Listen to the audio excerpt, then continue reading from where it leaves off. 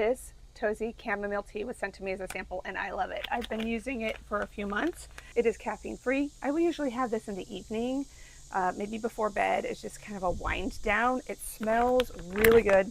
You drop a bag in the cup and add 8 ounces of boiling water. Let it steep for 5 to 7 minutes. It has organic chamomile in it.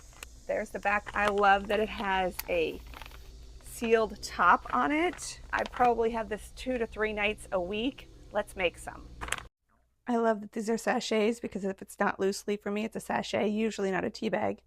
Just popped it into my little carafe and filled that with some boiling water. My coffee machine does boil or hot, and I used boiling water for this. It's just brewing, and look at that beautiful color already.